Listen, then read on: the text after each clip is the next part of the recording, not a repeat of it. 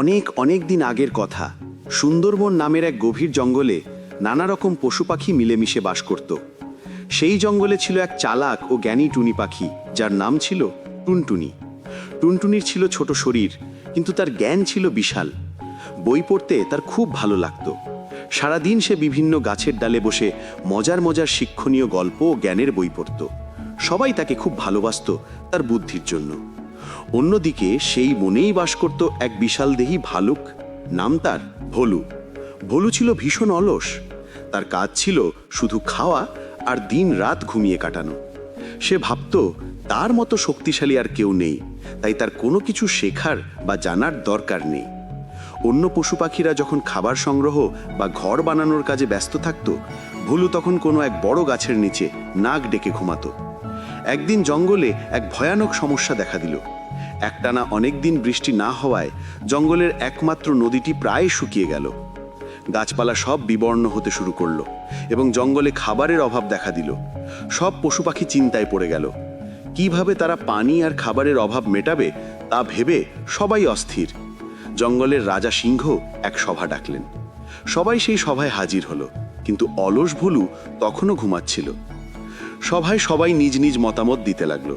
হরিণ বলল, আমাদের অন্য কোনো জঙ্গলে চলে যাওয়া উচিত। কিন্তু বয়স্ক হাতি এর বিরোধিতা করে বলল, এই জঙ্গল আমাদের বাড়ি, আমরা একে ছেড়ে যেতে পারি না।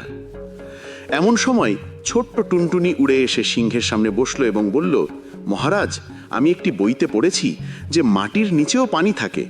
আমরা যদি সবাই মিলে একটি কুয়া খুঁড়তে পারি, তাহলে হয়তো পানির সমস্যা সমাধান হবে। টুনটুনির কথা শুনে সবাই অবাক হয়ে গেল। একটি ছোট্ট পাখি এমন একটি বুদ্ধি দিয়েছে যা তাদের কারো মাথায় আসেনি।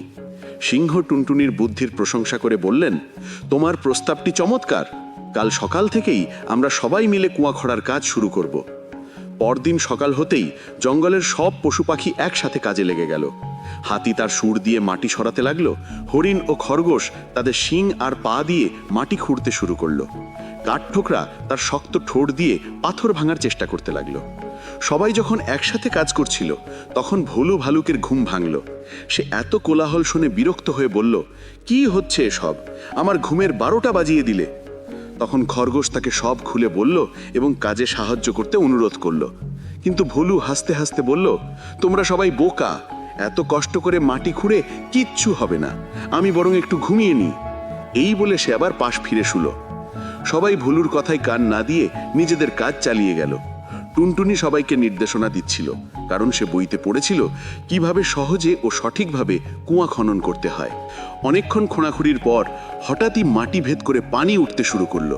সবাই আনন্দে চিৎকার করে উঠল। অবশেষে তাদের পরিশ্রম সফল হলো। জঙ্গলের সবাই প্রাণ ভরে পানি পান করলো এবং টুনটুনিকে অনেক ধন্যবাদ জানালো। সবাই বুঝতে পারল জ্ঞান আর একতাই সবচেয়ে বড় শক্তি। এটি ছিল তাদের জন্য একটি বড় শিক্ষামূলক ঘটনা। এদিকে ভুলু ভালুকের যখন ঘুম ভাঙল, তখন তার প্রচণ্ড পানির তৃষ্ণা পেল। সে নদীর দিকে গিয়ে দেখল নদী পুরো শুকিয়ে গেছে। তৃষ্ণায় তার গলা কাঠ হয়ে যাচ্ছিল। সে তখন শুনতে পেল কুয়ার পাশে অন্য পশু পাখিদের হাসির শব্দ। সেখানে গিয়ে সে দেখল সবাই মিলেমিশে পানি খাচ্ছে আর খেলা করছে। লজ্জায় ভোলুর মাথা নিচু হয়ে গেল। সে বুঝতে পারল অলসতা আর অহংকার করে সে কত বড় ভুল করেছে। যদি সে সবার সাথে কাজে সাহায্য করত, তাহলে তাকে আজ এত কষ্ট পেতে হতো না। সে ধীরে ধীরে টুনটুনির কাছে গেল এবং নিজের ভুলের জন্য ক্ষমা চাইল। টুনটুনি তাকে মাফ করে দিয়ে বলল, ভোলু ভাই, শক্তি থাকলেই সবকিছু হয় না। শক্তিকে সঠিক কাজে লাগানোর জন্য জ্ঞানের প্রয়োজন হয়।